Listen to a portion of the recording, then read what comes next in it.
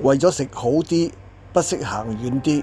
今日大叔就過海嚟到金鐘，同行嘅朋友就好相信玄學，見到呢度有副急急如律令，就當堂打咗個突。但係大叔今日嘅初心係想食好啲，呢個問題就留返喺片尾解答，大家記得睇到最尾啊！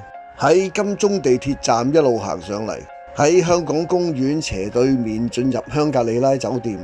職員話一入嚟到 lobby 已經係6樓，咁我哋訂咗嘅自助晚餐喺 Cafe 2，就要從呢條樓梯上多一層，即係7樓先至係我哋晚餐嘅地方。晚餐開始嘅時間就係6點半，諗住時間尚早，就隨便喺大堂坐下先至上去啦。點知原來好多人已經埋伏咗喺上邊啦。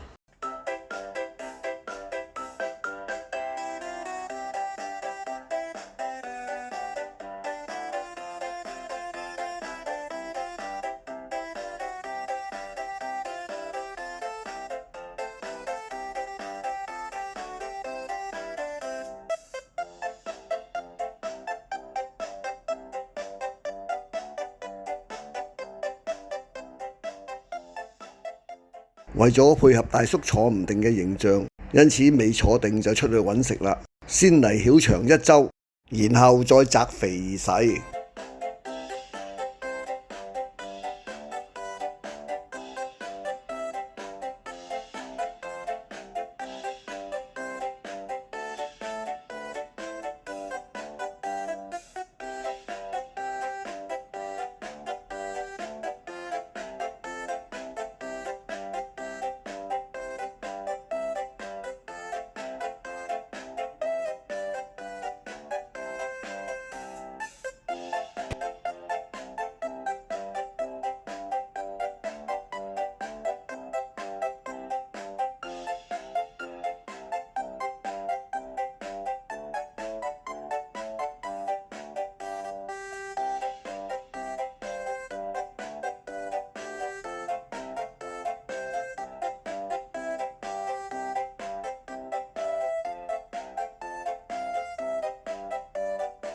川醬炒海鮮，大大隻蝦餃味道都唔錯。根據網上介紹，呢度有幾樣嘢係比較吸引嘅。其一就係清整新鮮龍蝦。咦？傳說中嘅新鮮蒸龍蝦呢？哦，原來都真係有嘅。味道啊，真係同凍海鮮嗰啲龍蝦有啲唔同噃。佢分開兩種，一種就係清蒸，一種就係蒜蓉蒸。可能酒店覺得呢啲係貴價嘢，為防我哋啲香港人會上前哄搶，就規定每次只能攞半隻。如果覺得等候配給麻煩，佢仲有隻避風塘炒龍蝦鉗，都可以頂下癮㗎。另外呢隻和牛吉列，亦都係唔使配給嘅噃。呢個意大利雲吞皮就稍嫌乾硬，呢個係牛油谷具，大叔以前未試過，就唔知苦苦地係咪正常啦。凍海鮮方面就有麵包蟹，懶人怕剝殼。呢啲硬嘢一陣間用個遠鏡頭嚟介紹下就算啦。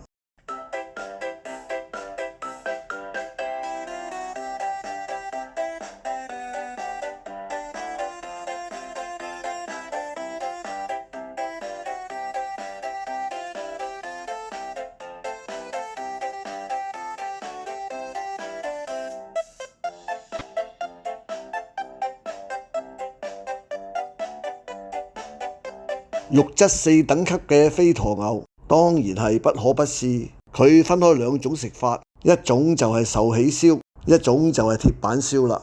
理論上係每人每次配給2件，奇怪係我前面嗰位太太可以攞4件噃。根據呢位配給員嘅解釋呢，佢只不過係同佢丈夫攞埋。喺嗰一剎那間，大叔就真係有啲感嘆，原來自己未結婚係有幾大嘅損失。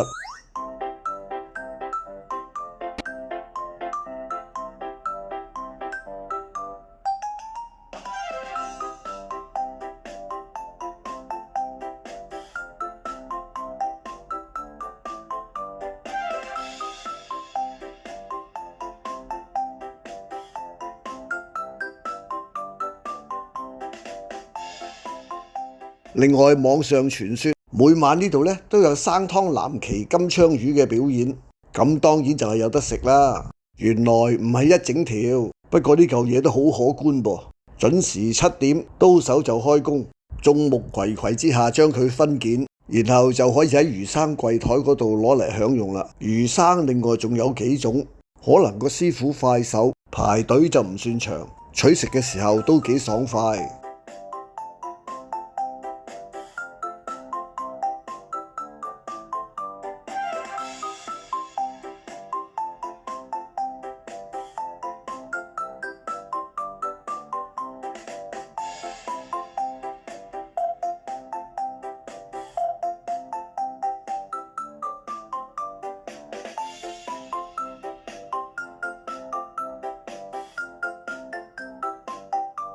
好，可以起動啦。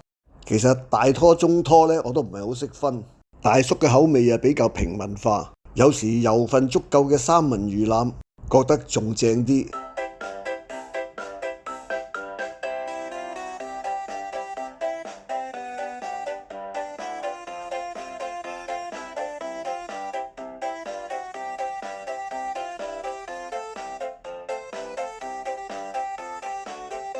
食物上面有金箔，相信大家都見過啦。呢個綠茶撻上銀光閃閃，憑我對香格里拉嘅信心，呢啲一定係銀箔。馬卡龍就係大叔最欣賞嘅甜品，大家嚟到就不妨試多幾件啦。